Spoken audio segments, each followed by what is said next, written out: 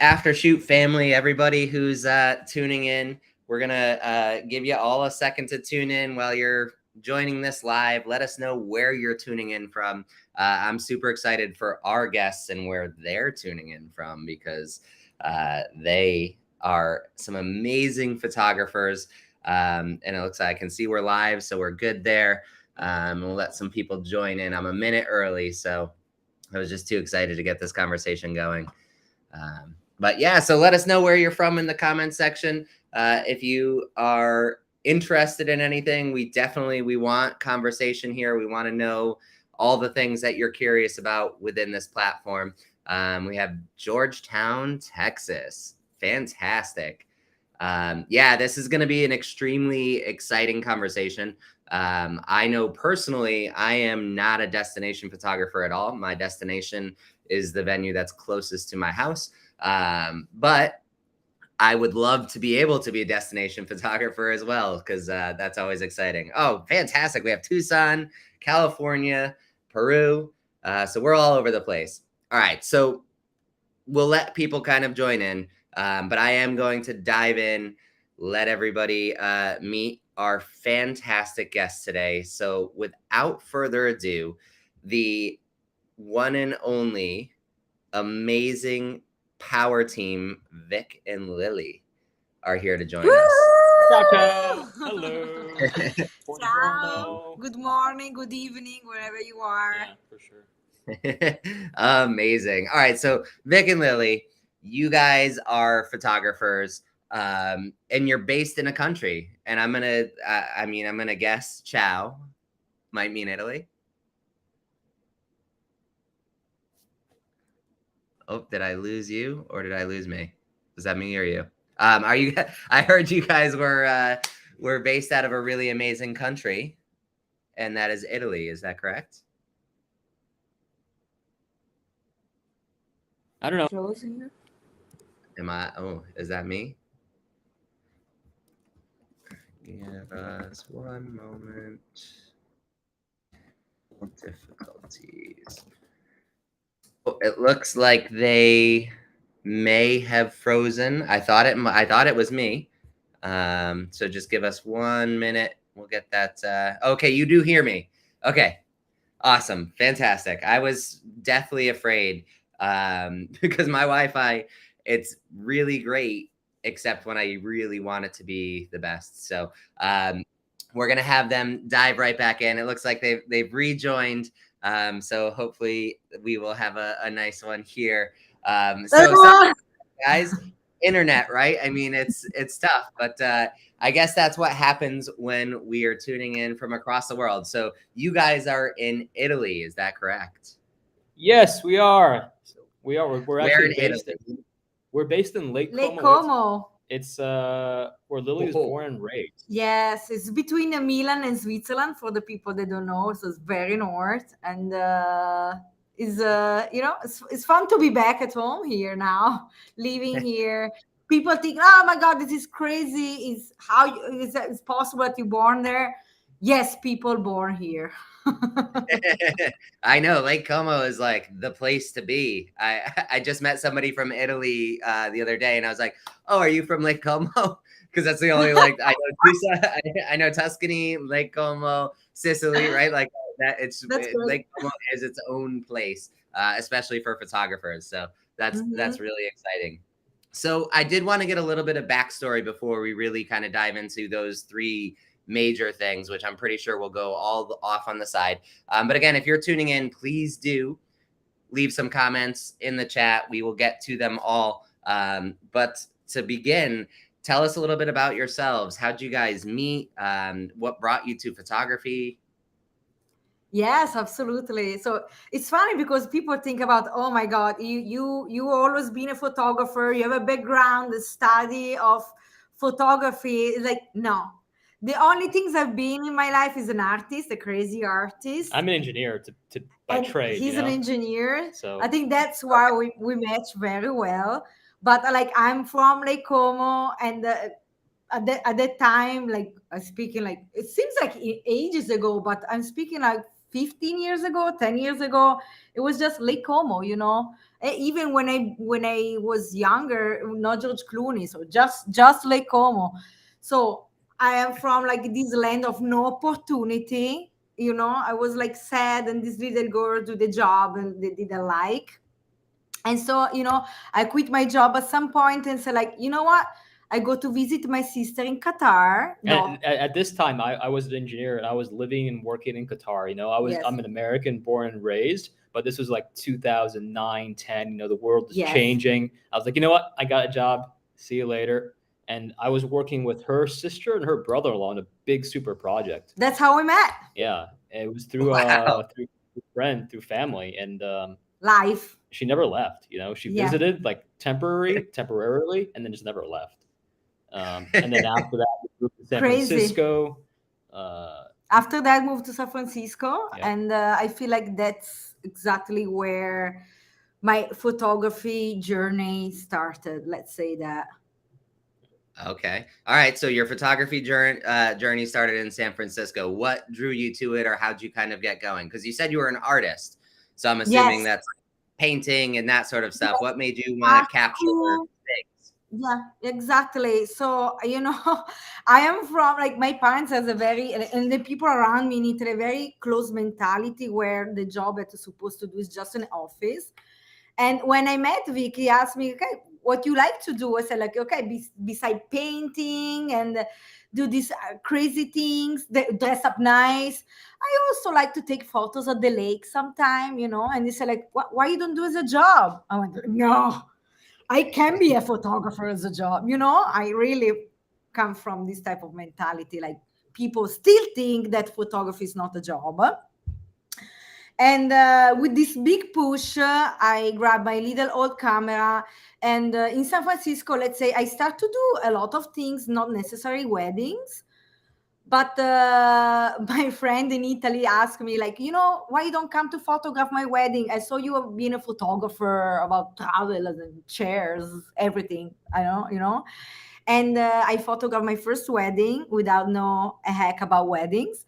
But I make 500 euro, and I went like, wow, I can make 500 euro in one wedding day, like without knowing anything. For me, it was a lot of money. And I thought, Vic, I'm going to be a wedding photographer.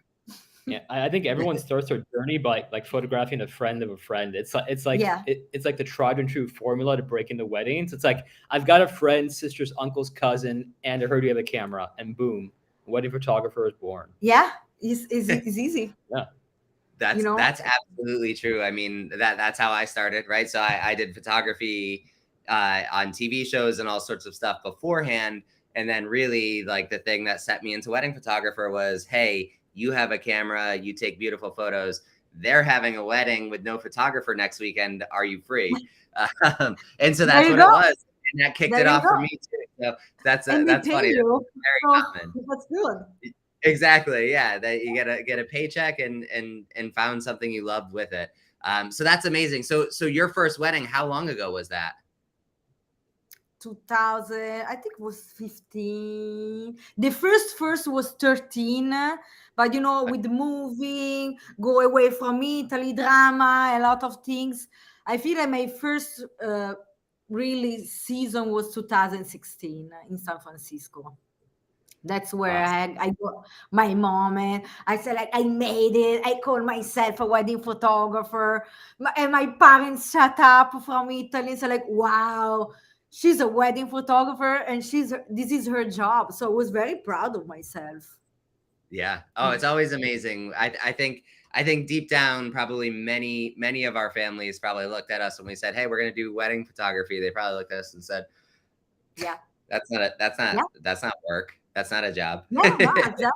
We think that we do maybe doing weekends beside the other job. Yeah, exactly. That's a part-time thing. You can just enjoy that.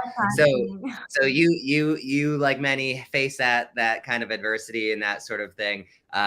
So I hear there's a story about how you got started in destination photography, right? So you started in San Francisco. How did you really break into it? Like, I know this is going to be a lot of the conversation today.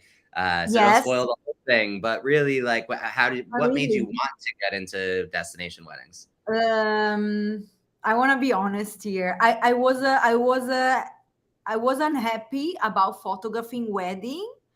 I didn't understand why, but at the end of the season, I found myself like I was just clicking. I was clicking without any joy, and I was losing the artist inside me. It was like before I was like, okay, I got it. I'm a wedding photographer. What's next? What I can give more? What brings me joy? And it comes in a time where you still discover yourself as an artist, as a photographer. So I didn't have the right answer at the time. I was unsatisfied for sure. I was scared to tell Vic, hey, I become a wedding photographer and now I'm an unsatisfied person. And I remember that because it was like a fully booked wedding season, like we had been, I was still doing engineering. She was working her butt off to book the season, and she did. I think that was a season of what, 20 or 30 weddings, maybe 30. It was a lot of it was like the full, like it was like a legit season, like you've got some credit underneath your belt. Now you're ready to go. And at the end, she was like, something's off. Yeah, and so like he's been like very kind as always, believes in me, like be surrounded by people believes in you is completely different games. You can do it.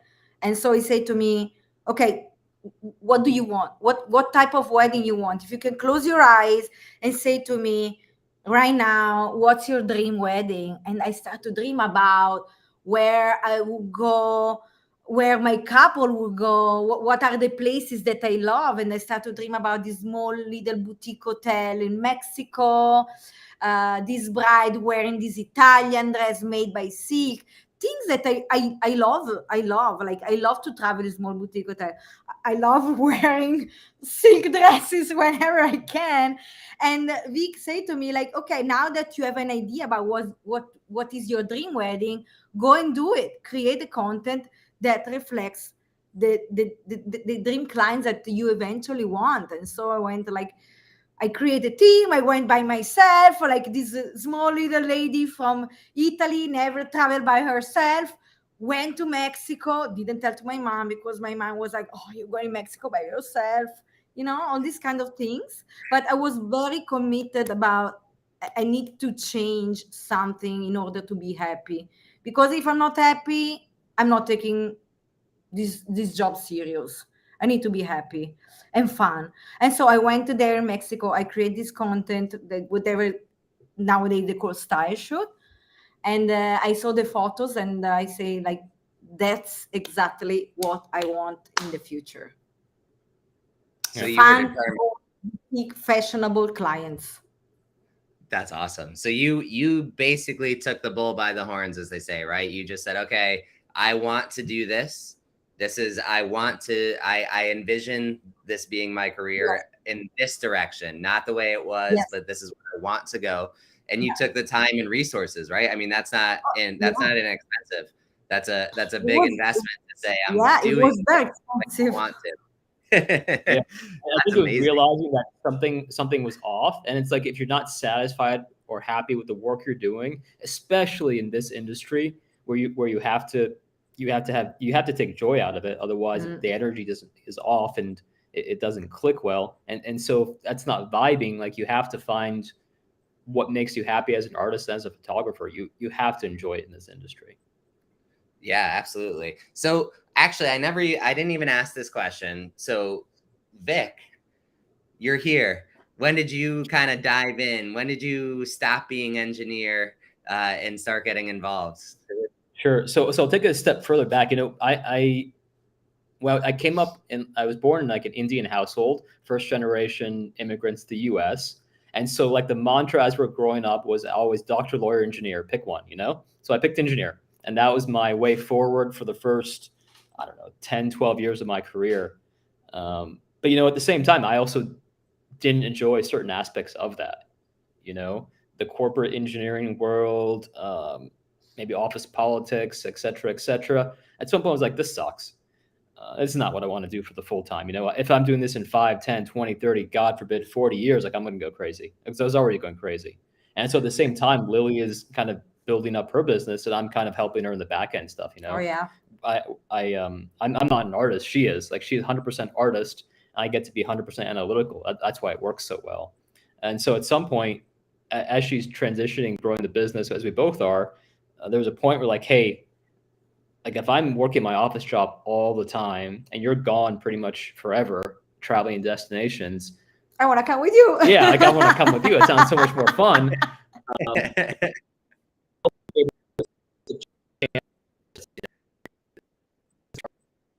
We're not people like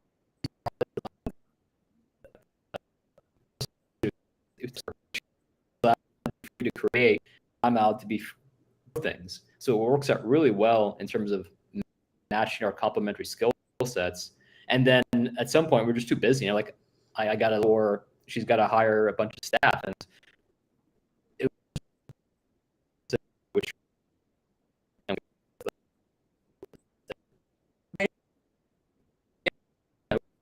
the difference.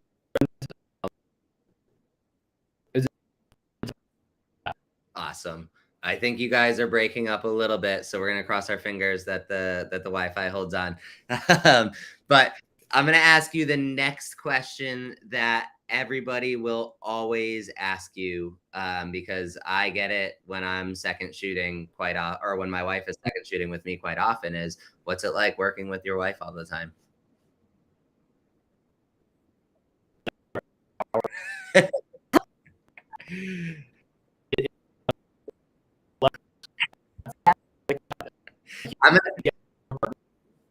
I'm gonna flip that, and actually I'm gonna turn it to Lilly. Lilly, what's it like working with your husband all the time?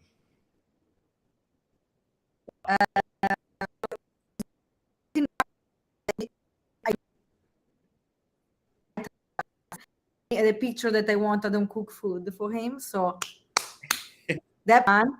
On the other side, the most difficult part is dividing the private life with the job.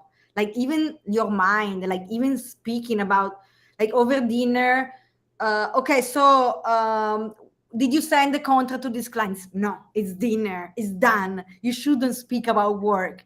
And then you go like, so did you charge the camera? No, it's done.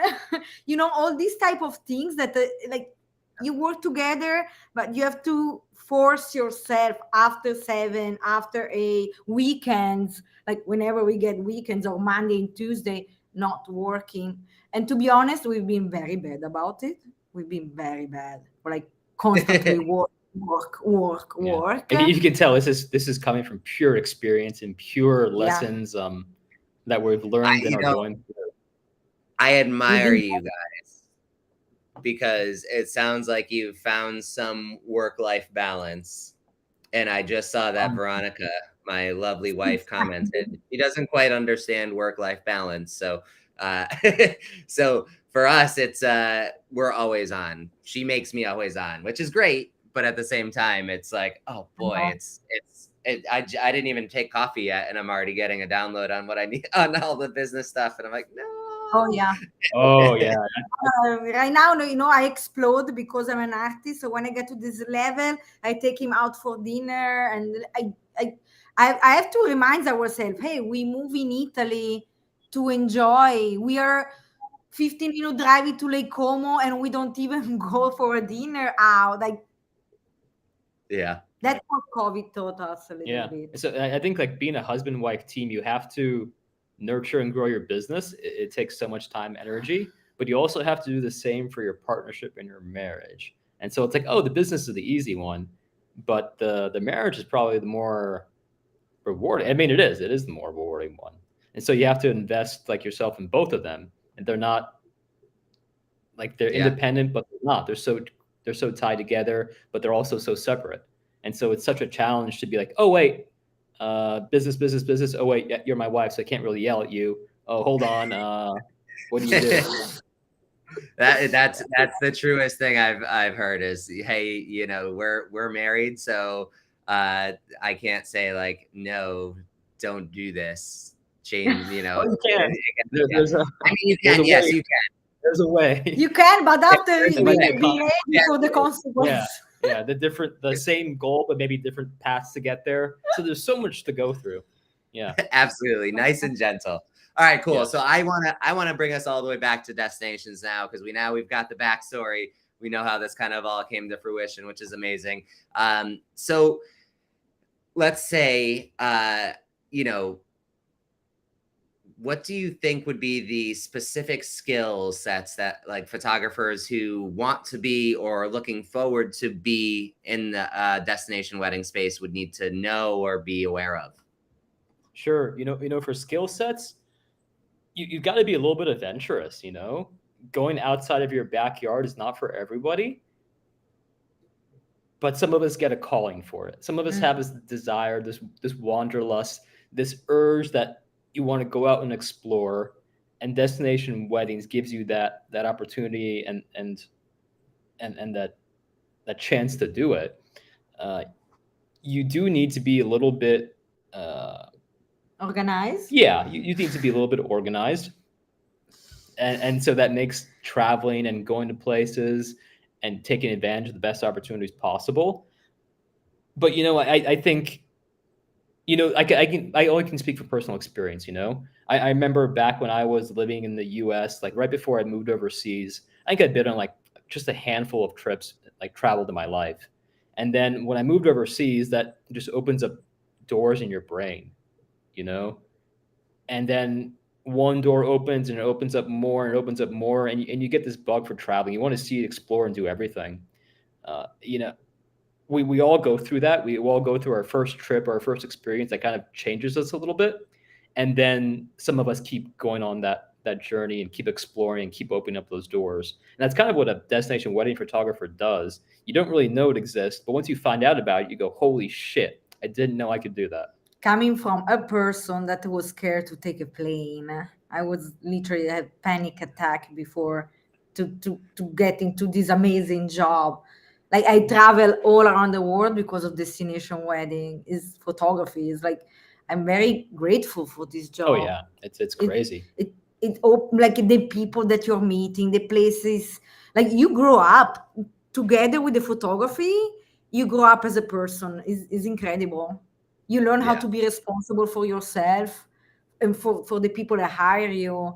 It's good. It's great.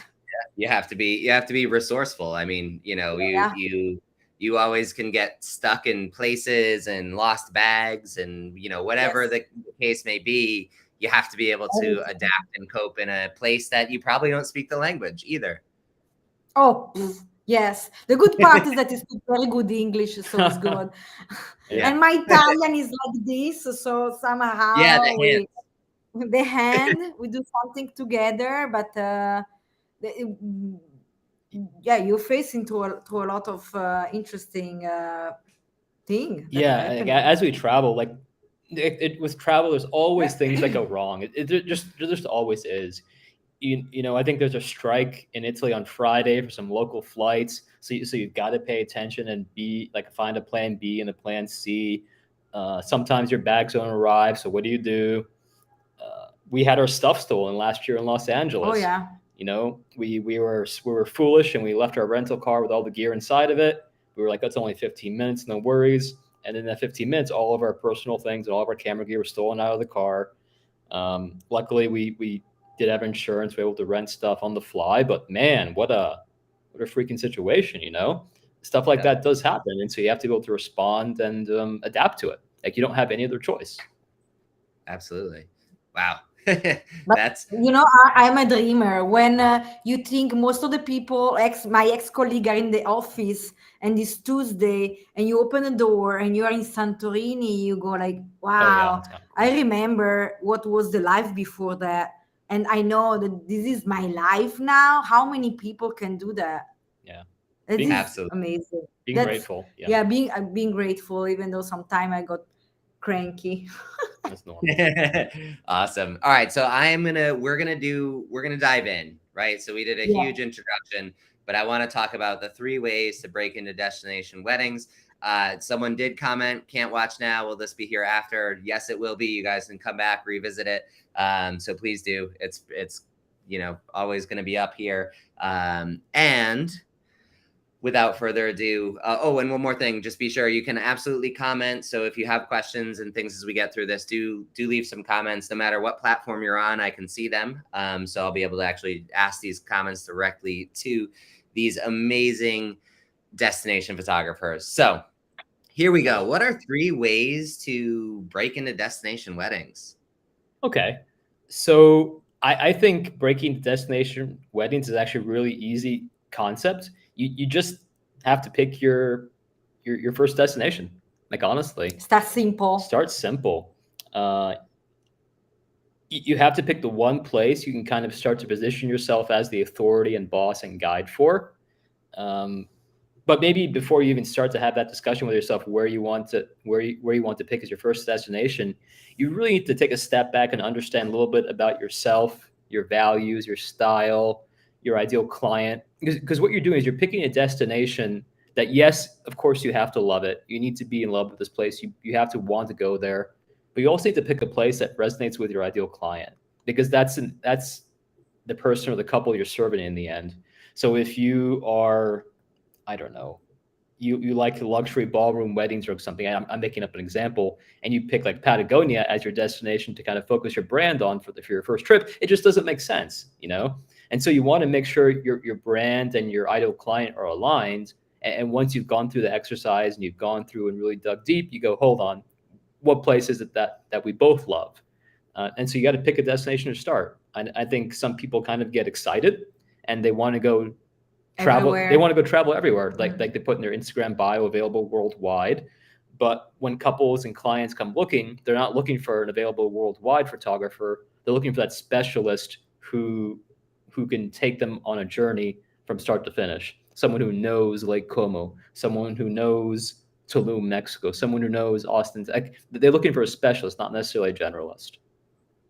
Yeah, no, that's fantastic. So really, it's a destination photographer. When we talk about destination wedding photographer, yes, you can go anywhere, right? Mm-hmm. That's what it grows into in theory over time, the more you do it. But you really do have to like showcase that you're worth it, and you can start and you get that place that is the destination where your paying clients want to go, right? It's got to line up on both. And then that's really a great way to kind of segue into it, right? Is, hey, I'm the expert of this, and I can be your resource here. And actually, before we go any further, Mr. Alvarez had a fantastic question.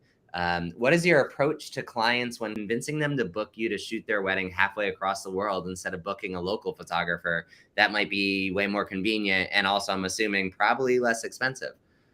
I love that question because you know, you have to find your niche in your market. And so what I would say to that is, when couples come hire us to go travel to Mexico for a wedding and we don't live there, why are they booking us? Why are they searching for us? It's because they're searching for someone not based on price. Mm-hmm. They have other criteria that are more important to them than just finding the cheapest photographer who can click and take photos. If you think of like a silly example of someone who's looking and shopping for a Toyota Prius, I don't have any problem with the Prius. It's a great car, very fuel efficient. It'll go a long distance before you need to refuel it. Versus someone who's shopping for like a Ferrari. They're not necessarily concerned that it gets like 3 miles per gallon. They're concerned about the status, the symbol, and how fast it can go and how quickly, you know? The people are looking for different things. And so you have to be attracting those couples and those clients who are looking for the photographer who's not necessarily the cheapest, but can provide that experience and level of service that's like unparalleled in your style and your niche and in your market. So that's why people are paying us the large sum of money to go travel and be their destination wedding photographer, is because we're satisfying a need that's more than just being price-based. It's more about the experience. And that's the difference.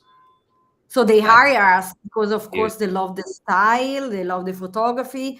Also, they want us to be there with them, Lilly and Vic, because like they love enjoying us after the call and blah, blah, blah. They want us. And us, we are irreplaceable.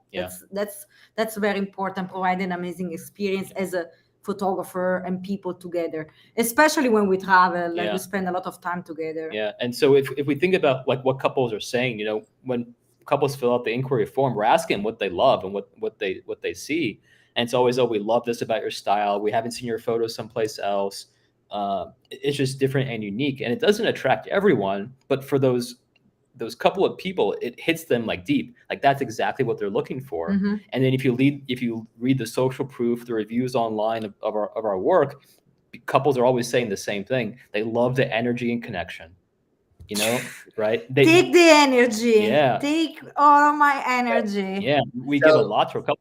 We bring. So like, it's we much bring more energy. than just photography and travel. It is photography and travel, but it's all the packages, all the Lilly's package. Yeah, so I actually there's two things I wanted to bring up on that is like number one, you're selling them before they're even at your doorstep, right? So it's not even by the time they get to you, they're ready to spend every penny because they've found something that they don't feel like they can find elsewhere, right? They've found the thing that resonates or that they dreamed of the whole time. So whether it's the quality of the look of the looks, the experience that you're giving overall, they're going, and just like you said, they're not going to Toyota looking to get something that's kind of like a Ferrari. They want the Ferrari, not the Toyota Supra, right? So they want that, like they want to get that experience, and they find that before they get to you. So you're not selling anybody at that point. Your inquiry form, they're already sold. You're just sending over paperwork, but not really, but you know. That's the idea. That they know by the time that they got there, that they're decided, they've gone to the website, they've gotten the full effect of who you guys are and what you represent. And that brings me to my follow-up question to that. So it's a destination wedding. What happens if something goes sideways? I mean, right? Because you guys are irreplaceable, knock on wood, right? But what happens if, let's say, you get a stomach bug or something happens? How do you guys kind of cope with that? What's the mechanism? They're hiring you. And I only ask because this is me. That's my, like, I stay awake late at night every night. Like, am I going to be okay? What if I get sick? That sort of stuff. So what's the contingency plan? I think like unless I am not able to move myself, I go. Like I know that I'm irreplaceable, and they book Lilly Red because of Lilly also, and they don't want anybody else. And it happened, to be honest, that I go maybe with the fever, I go with nausea, but it's strange. I don't know if it happened also to you. When I get into photography bubble on that day, it disappears. Invincible. Like your brain goes to another level, and it's like whatever's going on internally, like, emotionally, physically, fuck off. Go forward. Like it happened that I have a stomach pain before. Like okay, jump out of the car. Oh, hi, Brian. No problem. I'm here for you. I don't know. So that's me to the core. I was in the city near me, like vomiting in a garbage can before, like literally 20 minutes before the wedding. I started calling all my backups, but they wouldn't be able to get there for an hour or two because of distance and everything. And I was just like, you know what? I'm going to just figure this out. And I walked in, I threw back a mint, and I said, all right, let's do this. And I held it in, and I made it through the day. So yeah, it's adrenaline or whatever it may be. So I guess to swing back a further step, that means you guys are probably planning your travel like with days in advance. You're not planning anything by ear. Yeah, we take the fact that we have to be there. Someone paid us a sum of money to travel to be there for their wedding, because it's their wedding day. It's so important because their family and friends are going to be there from all over the world, and you probably don't have everyone together like that ever again. And so we always arrive early. We provide buffers and plan Bs and Cs. We try to get there at least the day before, with the earliest flight possible, so that if our flight is delayed, we can book another flight at the airport and take something else. If flights are canceled or something happens, we can rent a car, drive, take a train. Like, I've already mapped out those options and understood what they are, and I know that they exist. If we can't give ourselves a buffer, we'll come even a day earlier. Like we will make. Like I've had to look at different options before, because of some random strikes in Europe. Okay, if like we drive from Lake Como to Paris It'll take 13 hours, so we can leave at 1. We've gone through these exercises of Plan whatever it takes to get there. And thankfully, we've never really had to use them. But just knowing that they're there, it gives you a little bit of breathing room as well. Yeah, absolutely. Even though sometimes I lost some and sometimes we've had to move quickly, but I'm a very stressful person. Yeah, no, that provides me some relief, because I think that's probably like, I don't know that I would ever do destination weddings, so I'm so afraid of like cutting it too close, or having that, what happens if something happens and there's one flight, so that's really awesome to know. You do map it out before you've got a backup if you need a backup, and you can go through it and get it done, which is really cool. I see that there's some comments, but I'm gonna Katrina, I see your 2 comments. They're awesome, but I'm not going to do them yet, because I want to do the next point, because it leads right into your question. So yes,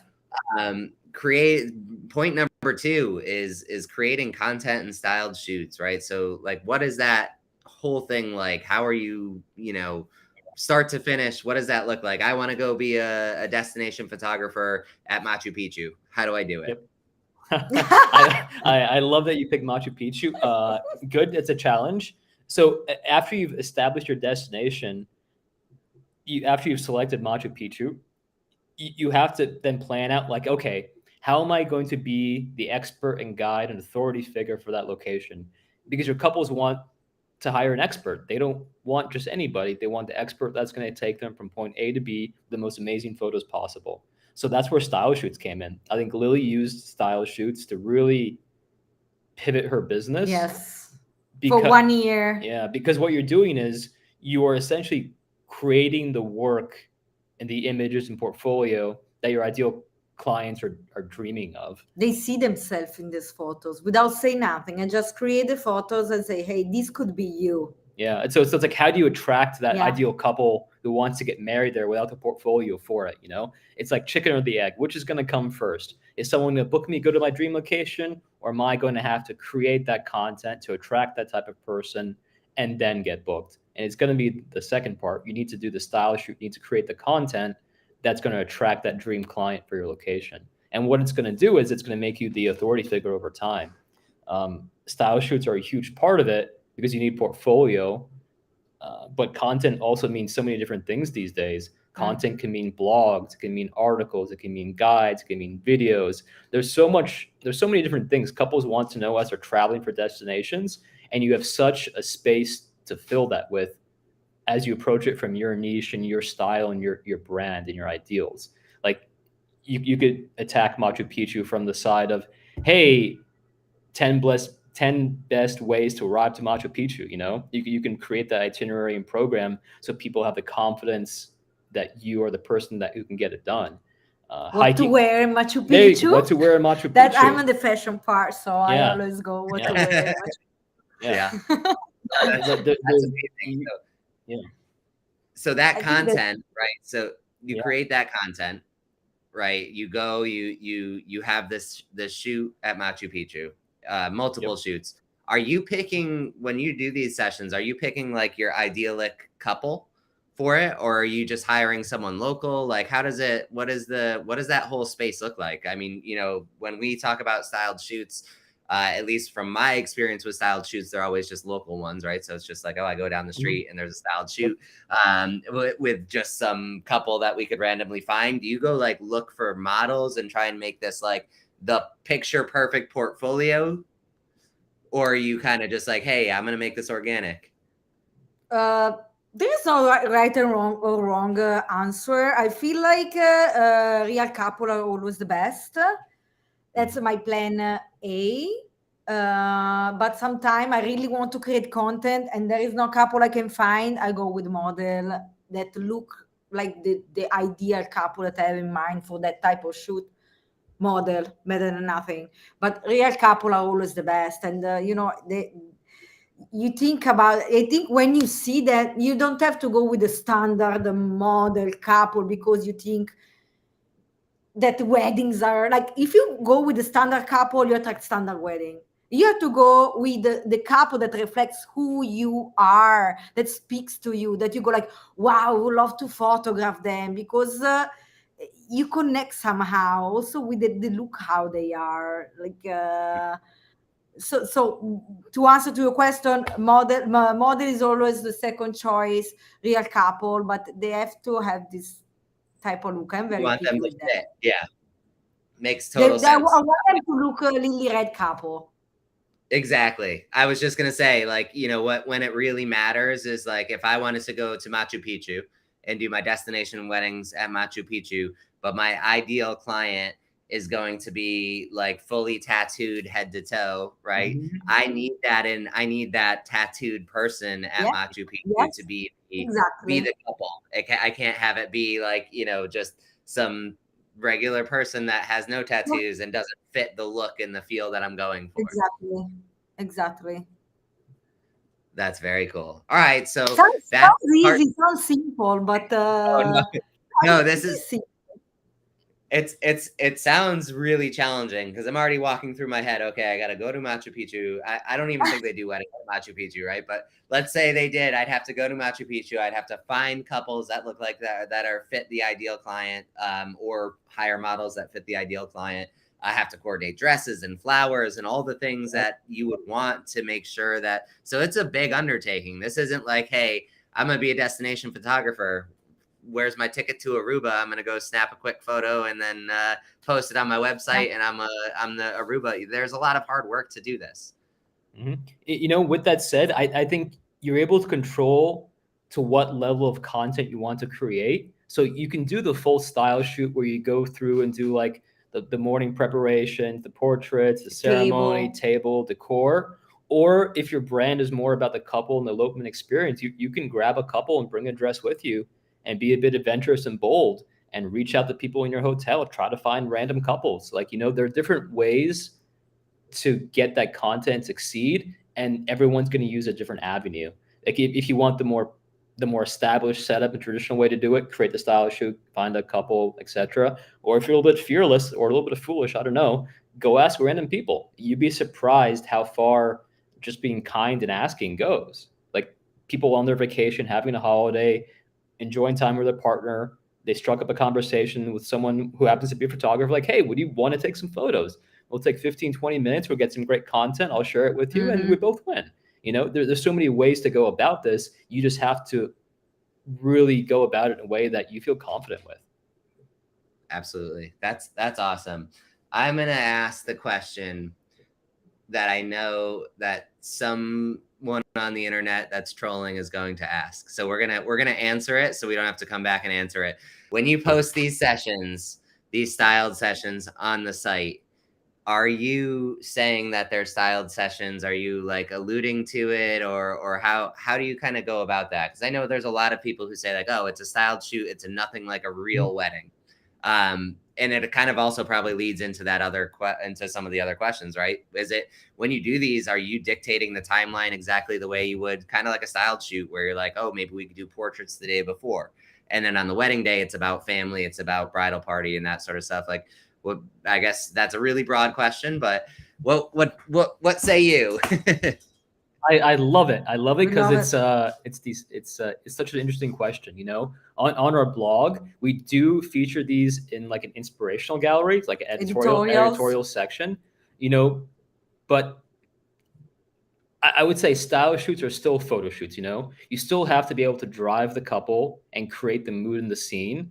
I think some people could say, hey, you're cheating. It's not a real couple, so it doesn't reflect your real content. But, you know, it is a reflection of your work as an artist, as a photographer, as a stylist, as a designer. You are putting that effort, energy into it, and you are getting those emotion, those movement, that style in your photo. So it is your work. Do we say that's a real wedding? Absolutely not. No. I don't think we'd ever say that. We wouldn't advertise as something as it wouldn't. I don't think a couple care, because like the way how I speak and create photos for a style shoot with a couple is the same way that I do for a wedding. It's nothing different. So it's like they see maybe what I would what I would put together.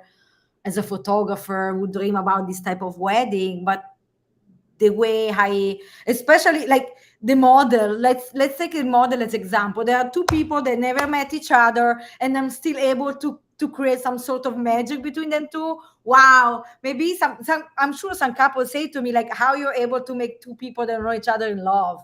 I don't know, I probably make them laugh, but what they see is the emotion. Yeah.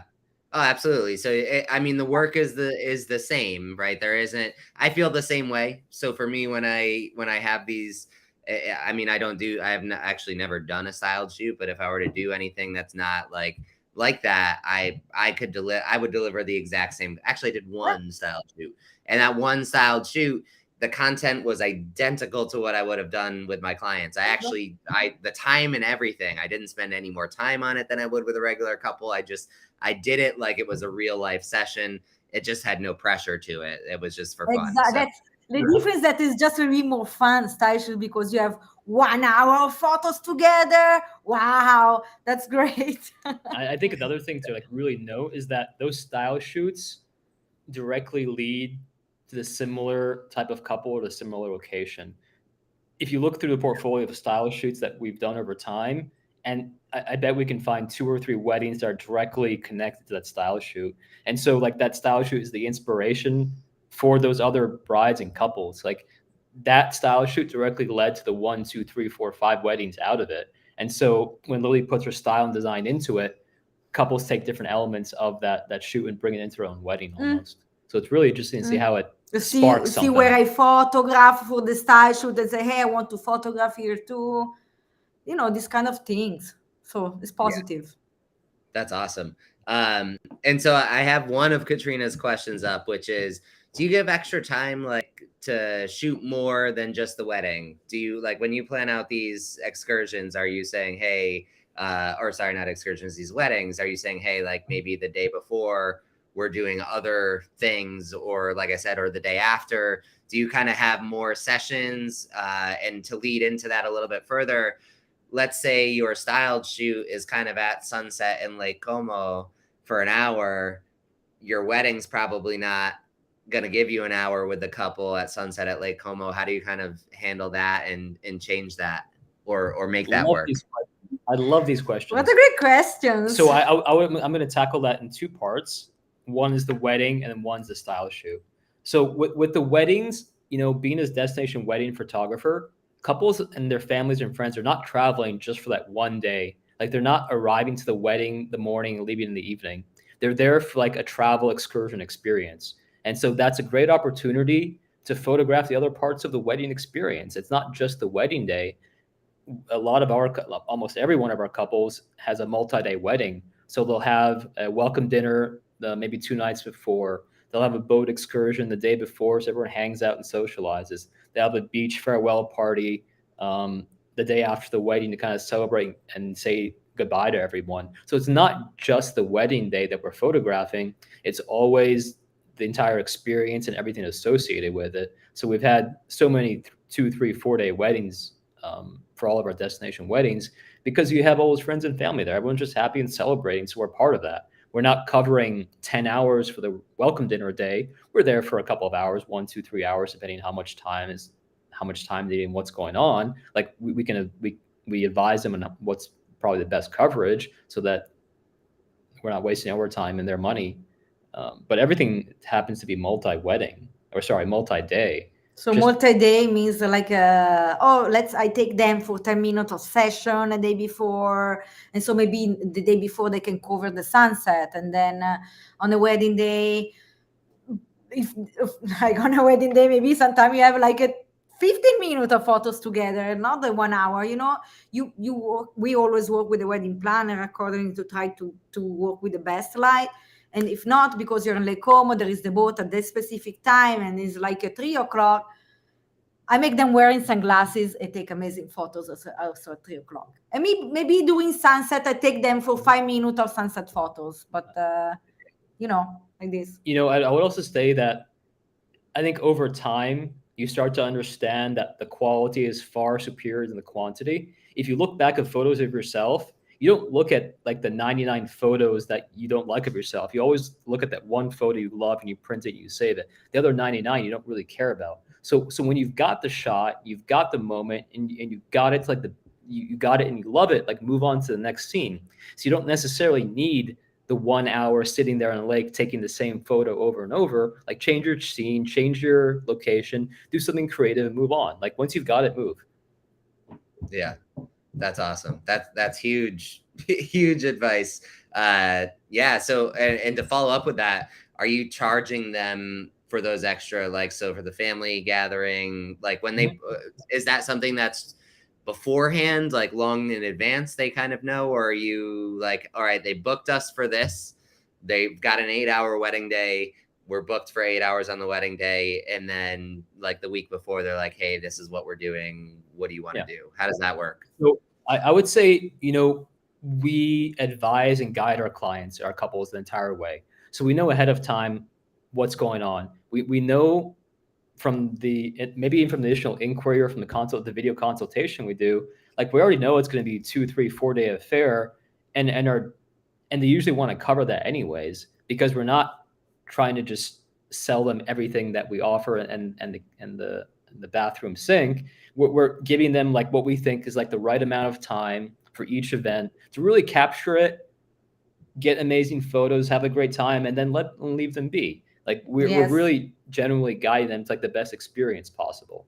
And so we usually have those details ahead of time. We've usually, our collections are set up so they can choose different packages and how many hours they want to add. We'd recommend like, what's the best fit? Hey, do we need 3 hours here? Maybe we can get away with an hour and a half, and we'll do that. We're not here to like take their money. We're here to guide and provide an amazing service that they're going to love and talk about forever. And sometimes they'll add hours closer to the event. Things have changed, or they've added something cool they want the guest experience. And then, we just add on some time or add on a couple of sessions or whatever. It's not a big deal. We're not booked for the day before. Yeah, day after. We don't take events. Yeah, we don't do back to back events. It's like one couple per week or Per week. Yeah, or maybe even less. We don't do so many weddings. We did like the 50 wedding season. We're kind of tired with that, and so we just focus on the quality nowadays. We'll do those 10, 12 events per year, and the ones we just really love, and the ones we really click with. That's so cool. And so, I mean, we went way off track. I had bullet points of things to ask you, and we went way. So we only have like less than 10 minutes, give or take. So definitely do comment some stuff. I'm going to start asking some rapid fire questions, but the first one I want to know is, how much gear do you travel with? Like what do you guys bring? This is Katrina's question. It's a great question. Yeah. Are you taking like 12 suitcases full of equipment, or is it just like backpack with some cameras? So before the Still Hour stuff in Los Angeles, I used to travel with so much equipment, like all the prime lenses and drones, and like we were around with everything. Can you imagine? Way too heavy for destination wedding photographer. Now, things happen for a reason.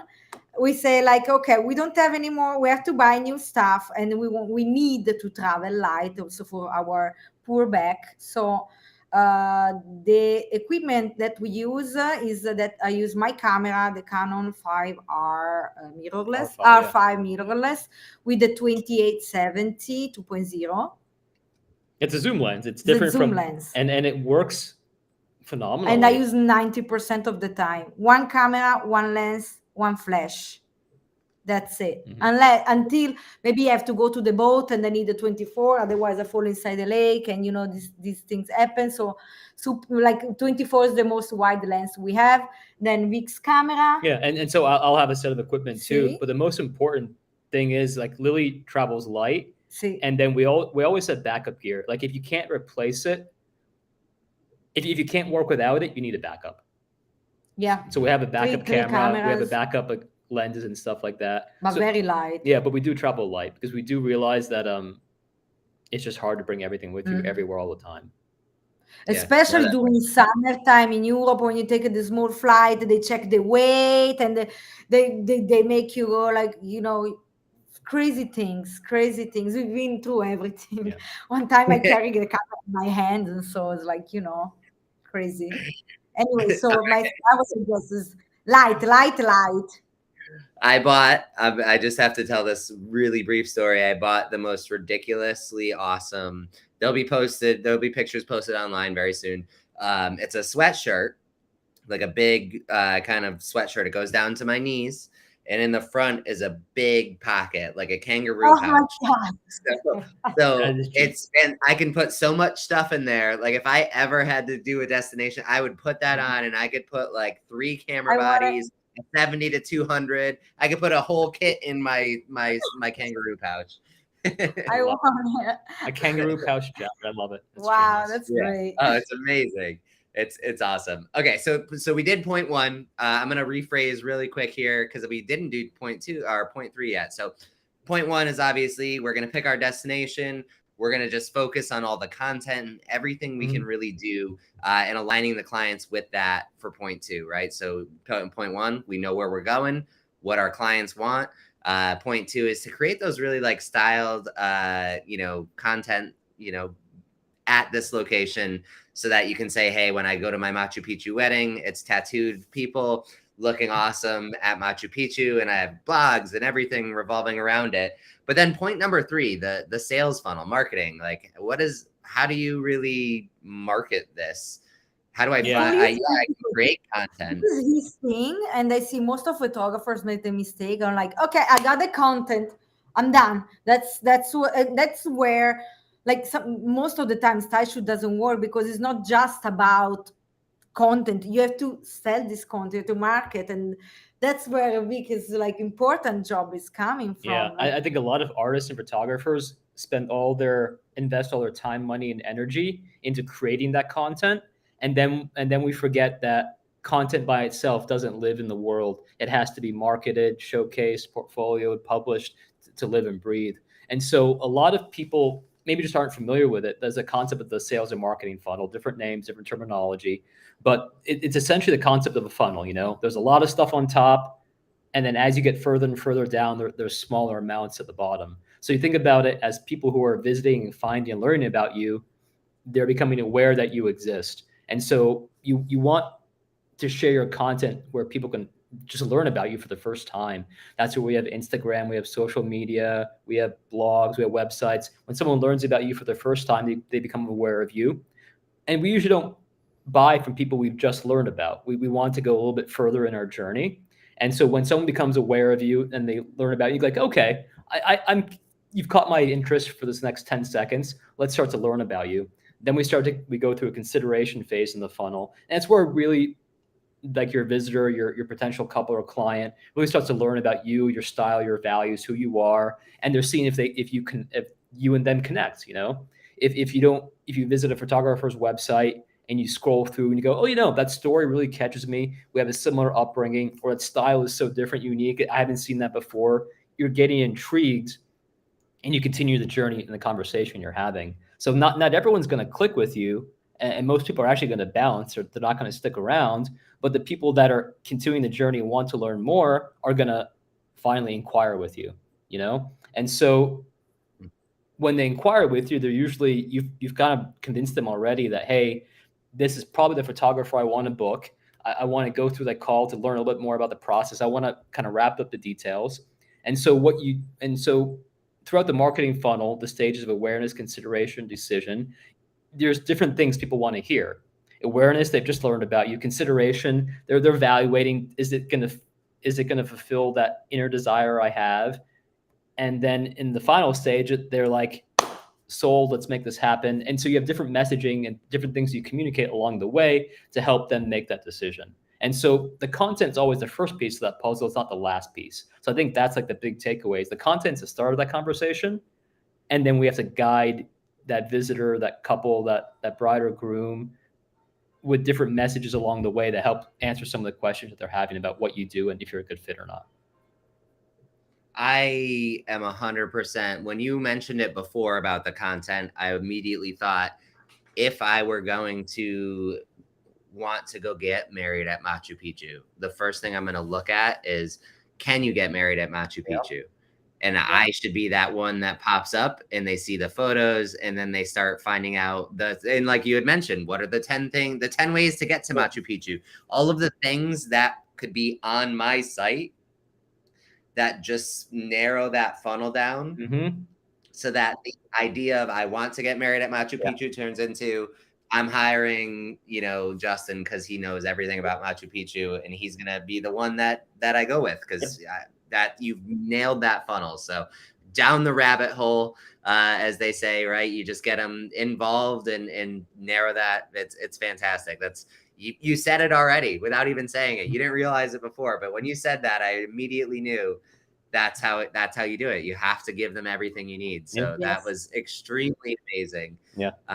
And so I did want to, Andrea had a great question, and Stefan wants to know as well, which Stefan's is a little bit more elaborated as well. But what about work visas? Do you how does that process work? Are you applying for a work visa before, let's say I do the styled shoot? I don't think I need one for a styled shoot because I'm not getting paid to work there, but am I getting the information and doing that sort of stuff so I can work there when I book that client? Sure. I love that question too, because it's such an interesting one. For us, we're in a unique situation where we're both EU and USA passport holders, so we can kind of live and work everywhere. But it's a great question, because how do you work in a foreign country when sometimes you can't? And you have to know those rules ahead of time. For example, if you're an EU resident citizen, can I come to work in the USA? You probably can't, honestly. And so the USA is very protective of having non-Americans work there, but there are other places to work. You have to do your research ahead of time. And if you don't want to do your research, you can pretend to be content creators and bloggers. There's other ways to get around it. And I don't mean to encourage it, but we have a camera in our hands. We have a camera in our hands, and it's easy to work anywhere. Just really recognize that not all countries are created equal, and some places are easier than others. We have gone through visa and work paper requirements for some countries, and it is a cumbersome process. It can be challenging. It's just a lot of paperwork you got to go through. So go through those steps if you need to. And then if there are places that are challenging and it will be a problem to work there, maybe you're not the right fit for that couple or location. That's a reality too. Not everywhere in the world is going to be open to us. So fix and focus your attention on where you can best serve. Yeah, no, you don't want the stress of, you don't want the stress of I'm talking every situation. Recognize it ahead of time, and then just serve the best way you can without kind of being shady. Don't be shady about it. Yeah. So you can't get in. And actually, Stefan said thought so, gray area. And I was going to actually bring up this exact point. If I'm a photographer, if I'm in the United States, I'm a photographer, and my clients are in the United States and book me as their photographer, technically, when you start looking at it, I would go through the process if I need, through that process, but also at the same time, the transaction doesn't happen in outside of the country. Yep. So it does really get kind of gray and weird to kind of figure some of those things out. I mean, we've done sessions in different places, and fortunately my wife Veronica is a Peruvian citizen, so we've done weddings in Peru. And so because of that, I didn't need a work visa because she had everything and she took the booking. And so I'm sure there's so many gray areas, and it's probably best, like we said. So I think, I don't know if you saw the beginning part of it, Andrea, but it's really, you're starting off. The recommendation here is really to say, okay, I'm going to be a destination wedding photographer. I'm picking my location first, where my ideal clients would want to get married. So I could say, I'm going to be the photographer that knows everything about Machu Picchu. That was my example. So I'm going to be the Machu Picchu photographer. And so I'm going to know that that's where my clients really need to be to start. And that's how I'm going to get this business off the ground. I'm going to become the expert of Machu Picchu. I'm going to post content in social media. I'm going to do my model sessions or styled sessions to kind of show them what they're going to get, and then start doing all of that front end work before I ever even book a client there. So at some point in that process, it's probably really logical to just know you're going to need to have a work visa if you want to work there or not. And at that point, you'll just have to go through, if it's required, you'll have to go through that process. Yeah, I think the easiest way to find that out is to contact your country's embassy or consulate in the country you're visiting, and they can usually give you the requirements. Oh, that's smart. Yeah. That's brilliant. So we've gone over a little bit. I hope you guys are okay. I have one. I mean, I have Yes, like yes, absolutely. thousands of more questions, but but yeah. So one question that I wanted to get to, because I know personally, as somebody who travels a lot on behalf of Aftershoot, I know that there's a lot of value to having something that doesn't really work with internet, because I can cull and edit anywhere in the world, wherever I am. So, how do you use Aftershoot in your workflow? What are the benefits that you find by using Aftershoot? For me, the best is that every night when I arrive exhausted after a wedding, I am lay down on the couch and go like, I'm done. Vic does the backup, and after how many 20, 30 minutes? 30 minutes, I'm like, you know what? The cap is done. Culling is done.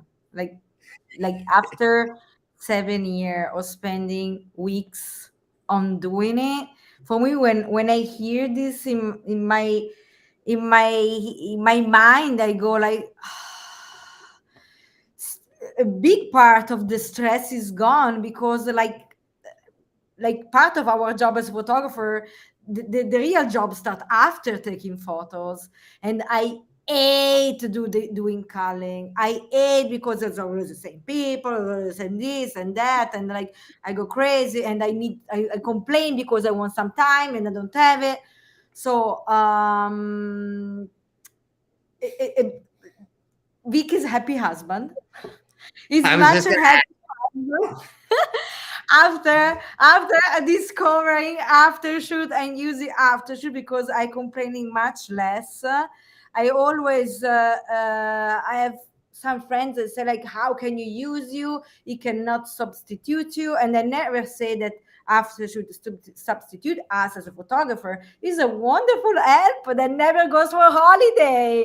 Like I try other people as editor, like, it's August, I go for a month of holiday, I'm sorry, I cannot do your editing. And or another person doesn't work like as I want. In this, like, you train and does the work, and you go like, another great example is that I have like a 5 days wedding, and this bride wanted the photos in 2 weeks. 2 weeks.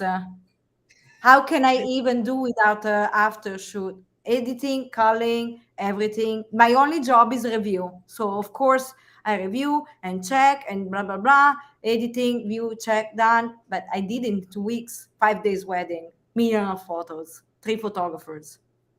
There you go.